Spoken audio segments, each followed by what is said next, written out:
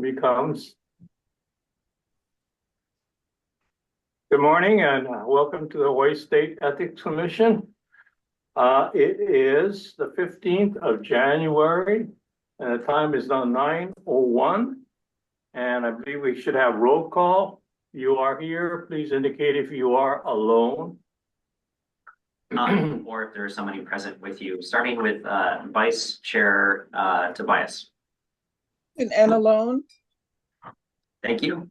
Commissioner Hall. Present and alone. Commissioner Phelan. Present and alone. Noting that the chair, myself, and Miles are all in the public hearing room. And turning to staff, starting with Bonita. Present and alone. Pete. Present and alone. Barbara. Present and alone. Nancy. Present and alone. Jared. Present and alone. Patrick. Present and alone. Jennifer. Present and alone. And Jody. Present and alone. Chair. Okay. Thank you. And by the way, Happy New Year. I'd like to wish all of you a happy, healthy, and prosperous New Year. Hopefully it will be, well, it'll get better before it gets worse. Starting with 2 fires, and I don't know what's happening in regards to the new administration. Yeah.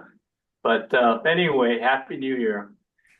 First order of business, approval of the minutes of December 18th, 2024. Are there any corrections? If none, I'll entertain a motion to approve. So I moved. Second. Moved by Commissioner Tobias, second by Commissioner Thielen. Roll call. Starting at Vice Chair Tobias. Aye. Commissioner Hall. Aye. Commissioner Thielen. Aye. Noting that Commissioner Becker is excused. Chair. Chair votes aye, no objections, motion's carried. Second order of business is election of officers for 2025. Open the nominations for chair.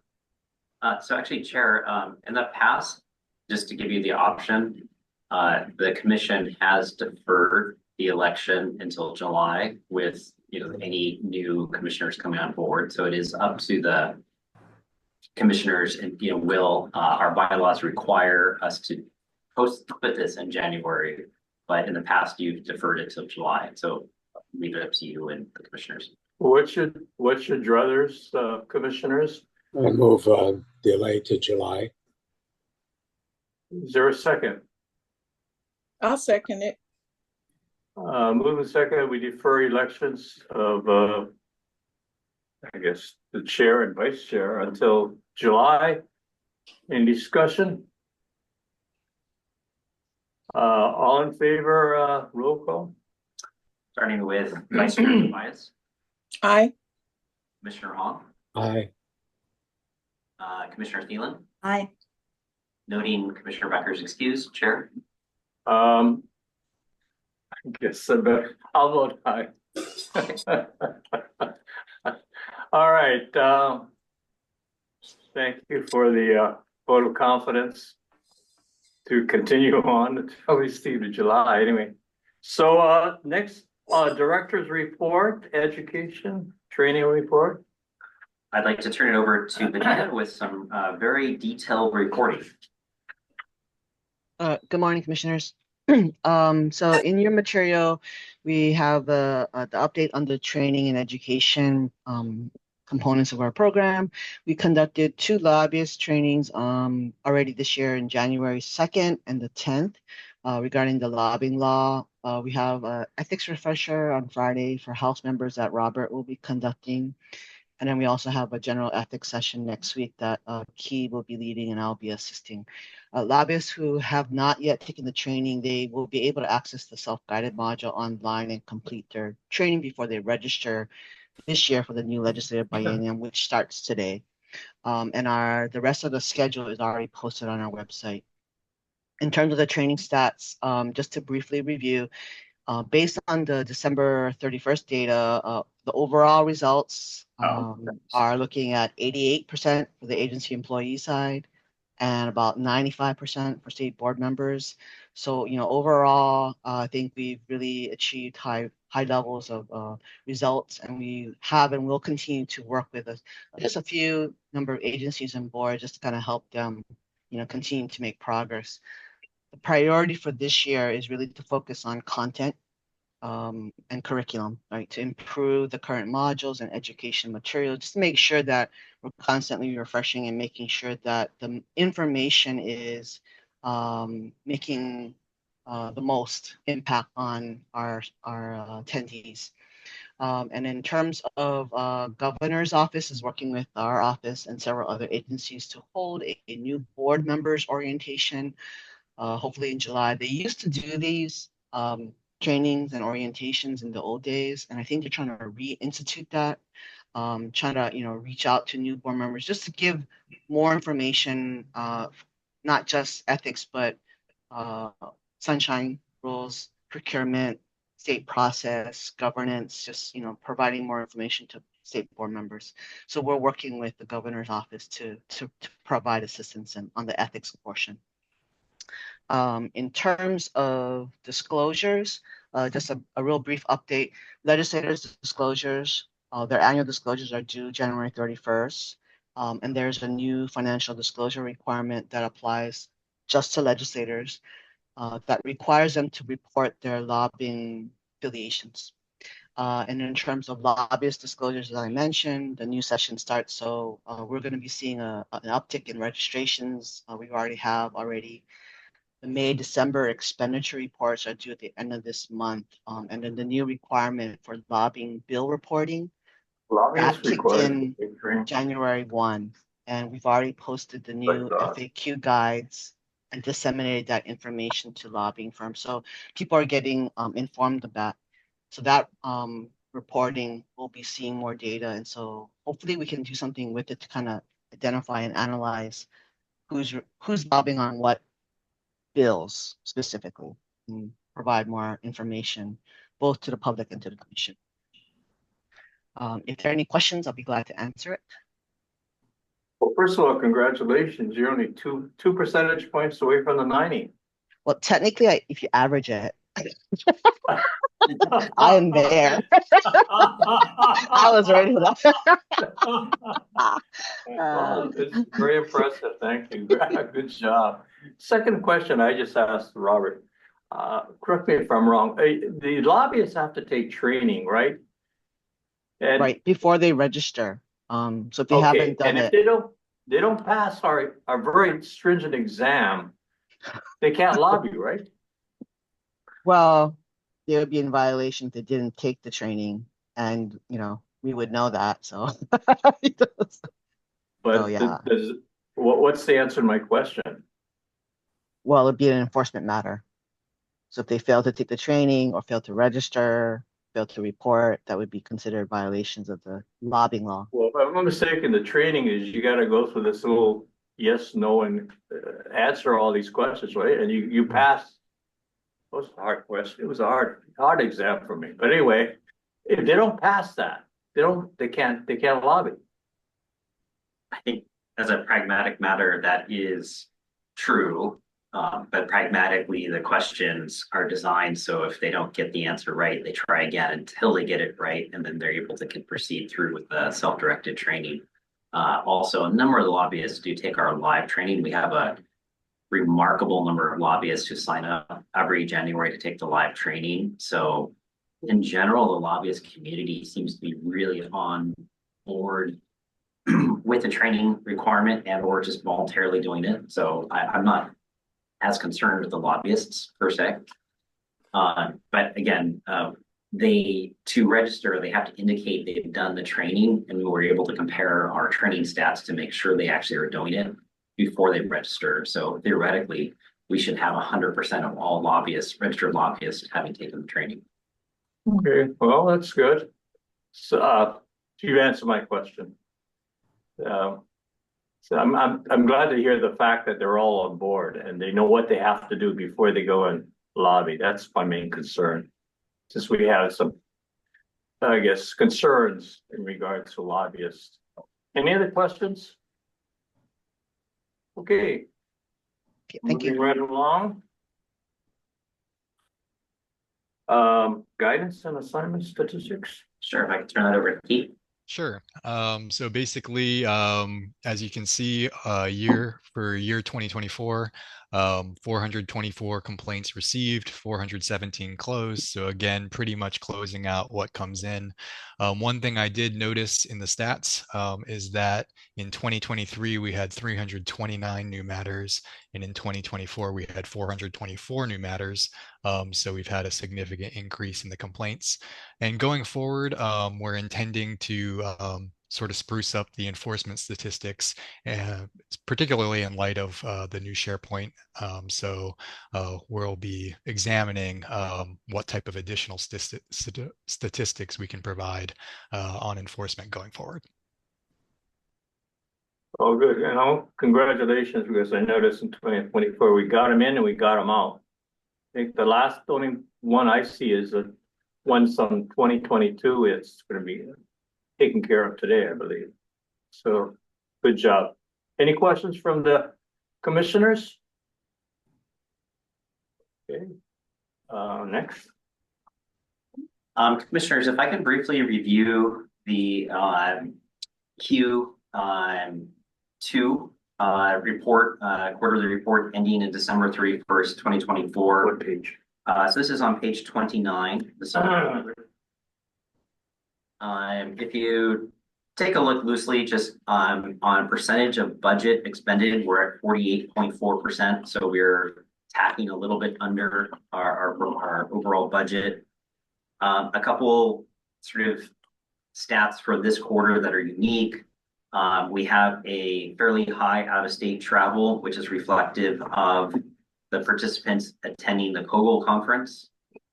We have a $3,400 expense for equipment rental and maintenance, which represents the installation of a new server rack.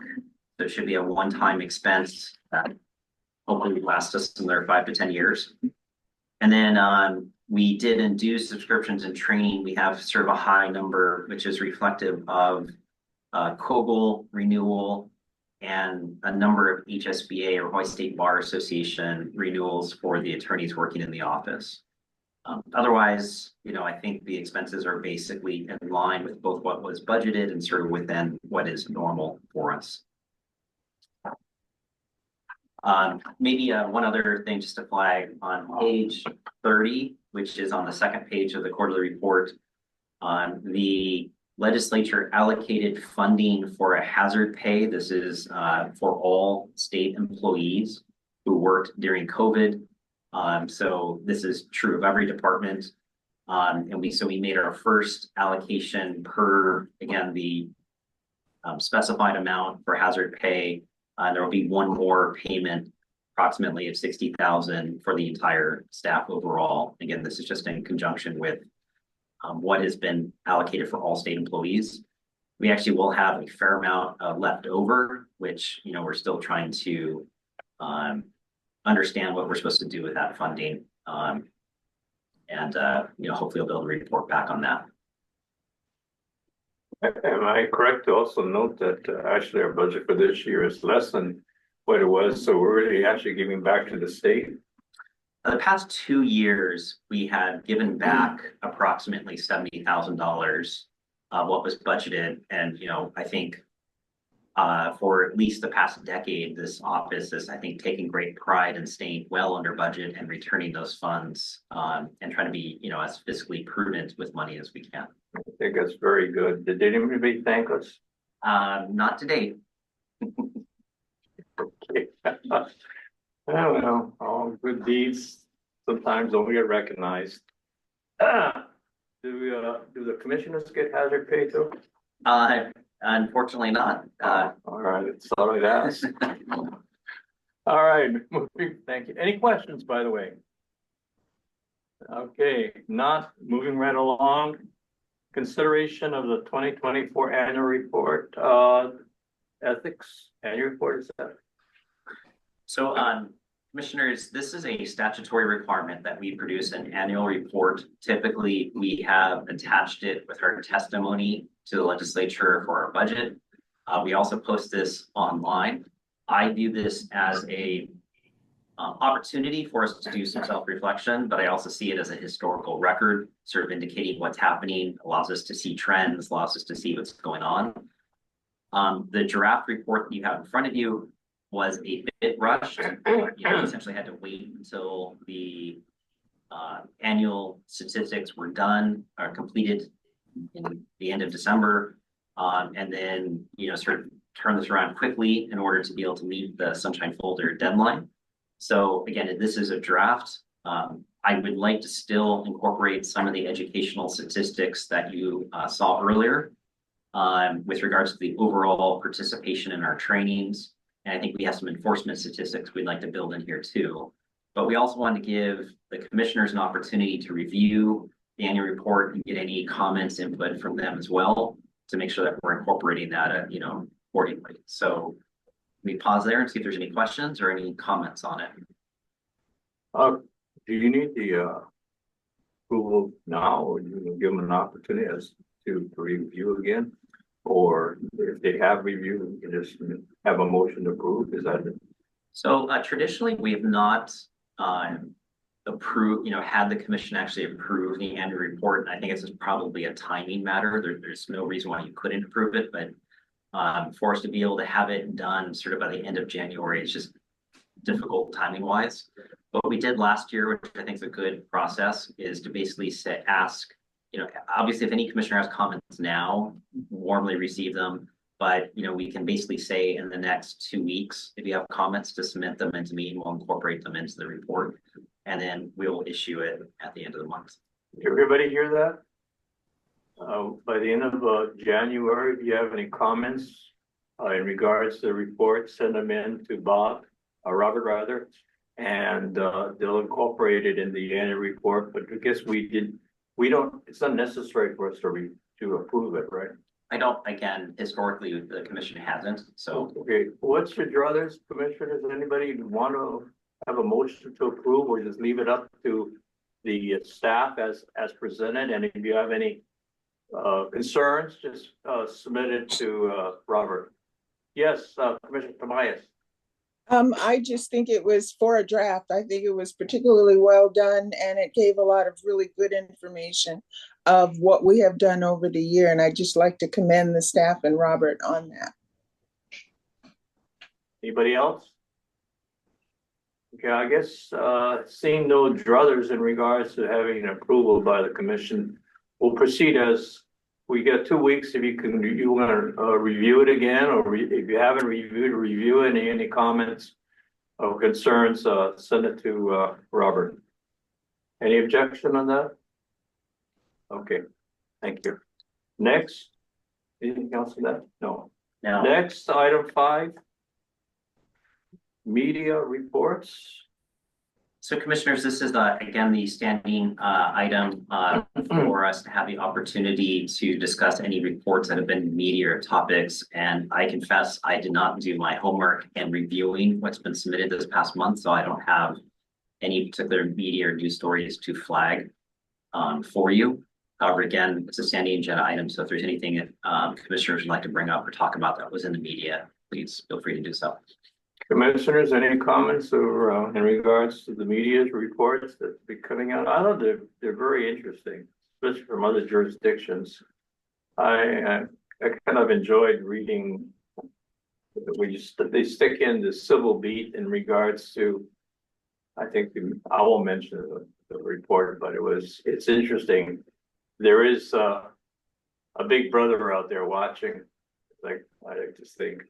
Any comments or from the commissioners in regards to media reports? Okay, I guess not. Moving on. Next, item number 6, judicial branch oversight. Commissioners, this has been a standing item. This was the question or inquiry that the chair brought up with respect to how our judiciary is doing ethically in comparison to some of the reports coming out about the US Supreme Court. We have had several collegial meetings with the judiciary, and they have proposed some rule revisions. We have a draft of comments that last meeting, this commission authorized the chair to proceed forward in signing. And so I think at the next meeting, we will likely share those comments, but then probably take this item off the agenda at least until such time the judiciary acts on the rule revisions, unless there's any concerns. Okay. I know there were some comments in regards to what was proposed by the judiciary. I myself had some concerns. So my understanding is that we're going to send all of these quote unquote comments to them and wait for them to come back with a response. Correct. And So they are, this is a public comment period. And so Yeah. they will receive all of the comments and then proceed forward with their rule revisions as they deem fit. And so, that'll give us an opportunity to see what comes out of that. So your recommendation is that until they come back to us, since we've already done our quote unquote our homework, take it off the agenda and put it back on once they come back with their, I guess, response to the comments from the public. Correct. Any comments from the questions from the commissioners? Stay tuned. It's a hot topic, especially in the United States Supreme Court. So, okay. Anything else on that? Let's not move on to proposed administrative rules. Glad we're at the exciting part of the agenda, commissioners. What page is that? We start off. If you could turn to page 48 on your folder, this is the staff overview. These are the last of the chapters, essentially for the commissioners to review. As a reminder, we are not asking you for action. We will still have to submit these drafts to the Attorney General for review and put them out for public hearing. So there's still opportunity for input. And then at that stage, after we've gotten the public comments, there'll be an opportunity for the commissioners to review, sort of hopefully the close to final version. So what you have before you is 2 chapters with proposed edits and a whole new chapter specifically dealing with nepotism. And as a bit of a forewarning, I'm going to ask Key to talk about the nepotism chapter since he took the lead in drafting that. So starting with proposed revisions to chapter 8, this is the actual revisions themselves are seen on page 52 of your folder. The staff overview does sort of a brief summary. And so this is with respect to conflicts of interest. We have proposed revisions to state that we will view for conflicts of interests, parent companies, subsidiaries, and companies accordingly as a single entity. This is historically what the commission has always done, and we have a number of AOs have specifically stated that. So now we're incorporating that into our rules, so it's more visible. And something we've struggled with in the past is that we have a proposed broad, admittedly, definition of what is an agency, and this has pertinence for both conflicts of interest and potentially in the future for post-employment situations. Some agencies are relatively large, and it would be unreasonable necessarily to apply the definition across a very, very large category for post-employment purposes. The intent here is to try to at least have a working definition of agency moving forward. And then there's, with respect to conflicts of interest, there's sort of, I would almost call them catch-up stuff with regards to people operating in their official state capacity. Maybe pause there and see if there's any questions about the edits to chapter 8, or if any of the staff have input on that. Commissioners, any questions? Okay, next, chapter 10. Okay, so turning to chapter 10 with respect to lobbying, we have an attempt to use the term administrative action, which is in the statute more broadly. And the idea is if there are revisions to what is administrative action statutorily, we won't necessarily have to also amend our rules. And so we're trying to incorporate that all into the rules. And we've also included a description for the term trade association. In 21-10-2, we are now allowing the commission to make reasonable presumptions regarding time spent lobbying. And so the intent here is if somebody submitted, for example, a lot of testimony, that we can make presumptions about how long that reasonably took to see if they potentially should register or need to register as a lobbyist. It does some clarifications around the registration requirements. It also creates a presumption when lobbyists are potentially lobbying on behalf of a private client. And then there's some additional details with regards to reporting requirements and filing procedures. Any questions on that chapter? I have one question, and this actually is something that which is great. You guys went through all the testimony of individuals, and there's a presumption that they're lobbying, and I think it was Key who did it, right? I'm not mistaken. You found 9 and 3 were registering and 5 we don't know what to do with. Is that? I'm doing by memory. I don't know where it's here.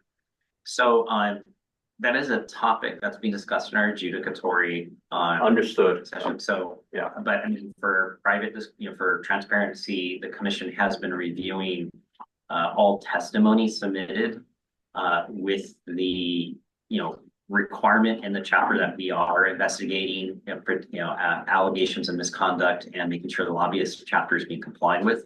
So the intent is simply trying to determine if somebody's submitting a lot of testimony on behalf of an organization, they are potentially a lobbyist, and allows us to have a dialogue with that individual or that company to better understand what's going on. So they have to be paid to lobby on behalf of another, and they have to meet certain time requirements. Okay. That was a preface to my question is, when we talk about a presumption of lobbying, is the burden of proof really with the lobbyist after we do that presumption that he really isn't a lobbyist? So I think there are 2 presumptions being proposed here. One is with respect to time. So it is a difficult thing to prove how long it took someone, for example, to draft testimony. So the intent is to allow us to make reasonable presumptions. And then the burden of proof would be back to the lobbyist to prove that those presumptions are not true. You've answered my question. And then secondly, with regards to, let's just say hypothetically, somebody works for a nonprofit and they are submitting testimony that is closely correlated with that nonprofit's mission, directive, et cetera, and yet they claim they're doing so in their private capacity, they're volunteering to do it. The intent is to create a presumption that if you're employed by that nonprofit, you're paid by that nonprofit, and you're submitting testimony near and dear to that nonprofit, that we can make a presumption you're also being paid to do so. The commission understand my question? And for those of us who are lawyers, we understand, I think, that if there's a presumption, then it's up to the person who's, I guess, the suspect has the burden of proof to prove that he is not a lobbyist, okay, once we make that presumption. So we're doing it by law here. Is that correct? Correct. Any questions on that by the commissioners? All right, good. Next, oops. Go ahead. Next chapter, we have another chapter number 11, right? Yes, so I'm going to allow Key to have the thunder and lightning with respect to nepotism. Okay, here we go. So basically, Chapter 11 is an entire new chapter to deal with the nepotism law. Section 1 is a preamble. We felt it appropriate to sort of frame up the purpose of the nepotism law, given, that it was a large change. So it just kind of aims to ensure fair governance, tease up why the nepotism law is important. Section 2 is supervision. On this section, we're defining what does it mean to supervise someone. We provide some factors about supervision, including performance reviews, etc.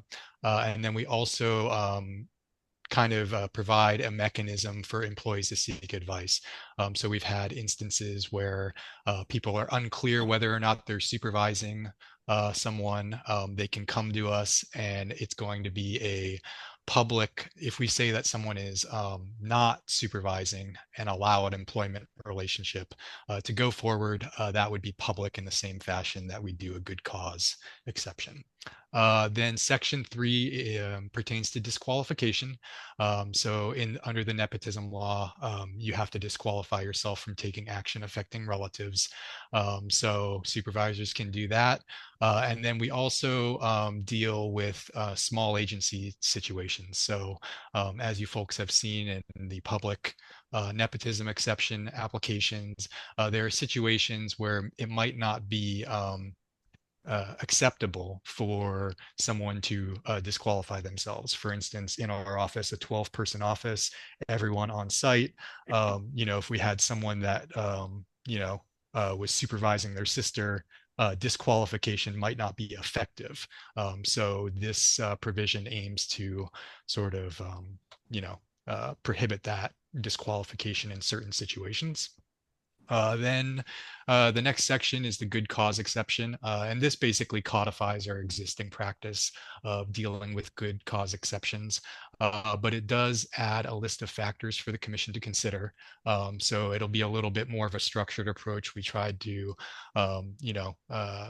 examine what does it mean based on your prior decisions for an agency to have diligently attempted to avoid violating the nepotism law. So recruitment efforts, location, those are the types of things we concentrated on. Section 5 deals with decisions and appeals. And again, this basically just codifies our existing practice. They're going to be public. The staff will take the first swipe. If it's a gray area, we can elevate it to the commission, and then the commission ultimately could be appealed to and rule on an appeal. So that's basically what we're currently doing. Section 6 deals with emergencies. So in the wake of the wildfires, that kind of provided some need to examine what happens in a natural disaster situation. It's not going to be feasible for agencies to comply with the nepotism law in those types of situations. So there's a limited exception for natural disasters requiring urgent action. And then the last section defines Hanai relationships. That term is not defined in the current law, so we had to define it. And that's basically it. Good luck. The reason I asked, first, two questions really. I think this is something new because you weren't at Kogo, but I asked the question of a panel. I think some of us were there. I don't know if you remember my question. The President of the United States is going to nominate his daughter's father-in-law, who was a convicted felon who got pardoned, as the ambassador of France. And I asked the question, can he do that? And the answer was no, but who's going to enforce it? Oh, the big pause, right? Who's going to enforce it? My question again here, if we find somebody who is violating this nepotism law, what's the penalty? Well, it would be treated in the same fashion as any other enforcement action. So I think the max under the new statutory scheme would be $5,000.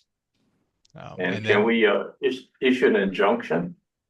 No, but I'd have to review the nepotism law, but I do recall that if a person's relative is hired improperly, there is a potential to sort of claw back. But to provide more specific information, I have to go look at the nepotism law, but I do believe there is a provision for that. And this applies to the legislature, right? No. They have their own rules. Yeah. Commissioner Thielen, I think, can appreciate this. I think it was in the newspaper where a legislator hired his wife for 19 years as as a chief of staff, that this is what would apply to that situation, right? Would not. Would not? Would not.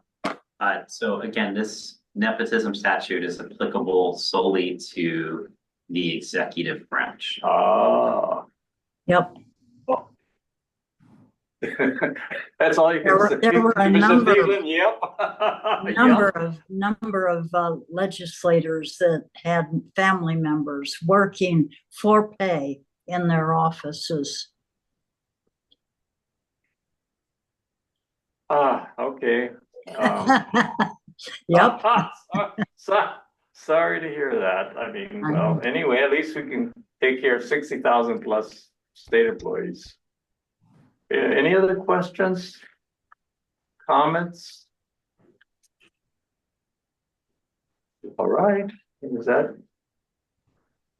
Appreciate all of the staff's hard work in doing this. This is very detailed, tedious, but critically important and necessary work. So again, I would hope the commission would join me in thanking the staff for all their hard work and getting this to this stage, and we'll continue moving it forward, and hopefully in not too long of a future, you will be voting on sort of the final proposed package. Okay, any comments? Questions from commissioners? I think we all say thank you to you and the staff. Good job. Good job. All right, let's see, where are we now? Oh, are we finished item 7? That's it, right? Item 8 now? Correct, item 8. Item 8, University Professional Assembly versus Board of Regents. Amicus brief. So commissioners, just to remind you, the commission approved us filing an amicus brief in this matter. And we were granted that right. You received that brief at the last meeting. The Supreme Court also gave the parties to the matter the opportunity to respond to the amicus brief. And so what is attached is a response to our amicus brief. If you have any substantive questions about it, I probably recommend that deal with our legal rights and responsibilities that we go into executive session to discuss. Otherwise, this is largely being provided for your information. Anybody have any questions about our amicus brief and the reply brief? If you do, then I will entertain a motion that we adjourn into executive session.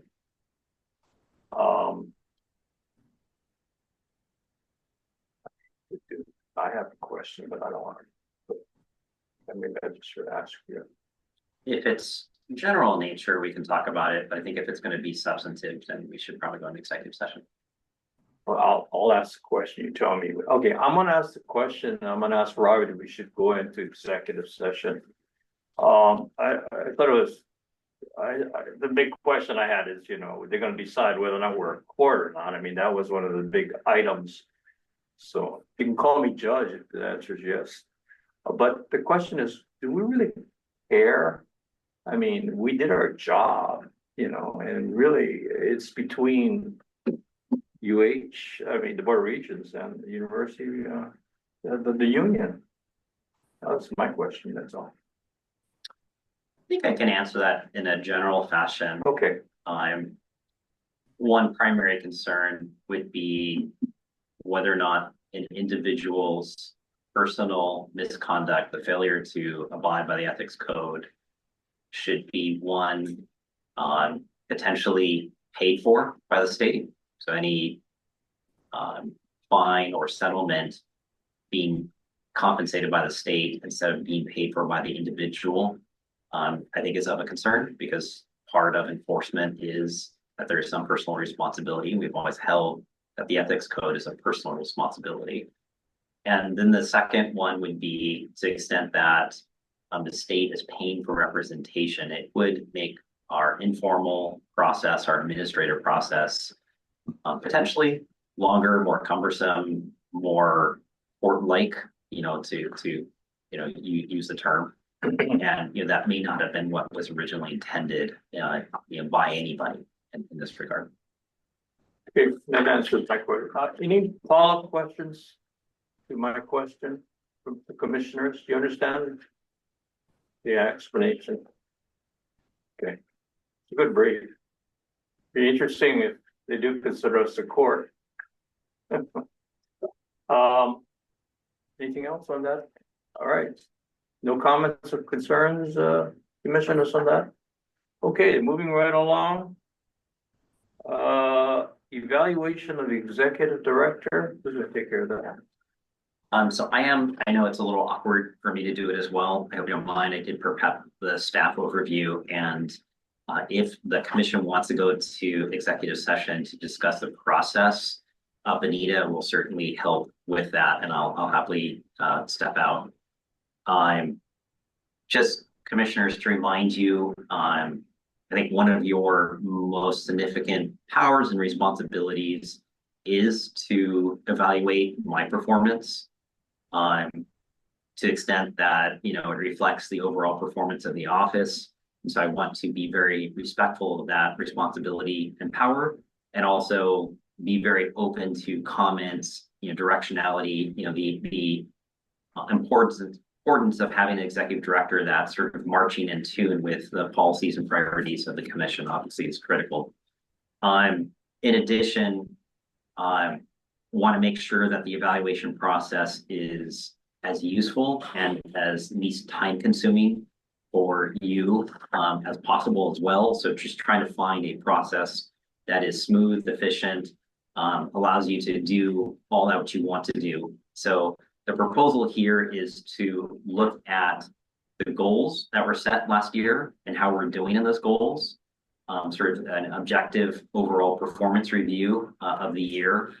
Also an opportunity to review a proposed self-evaluation, and then sort of the narrow, streamlined poll of the commissioners.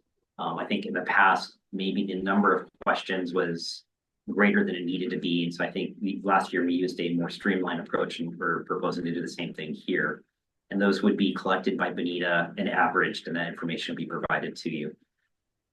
So hopefully those three things are giving you something that's useful. One thing that is different from last year is not polling staff for input.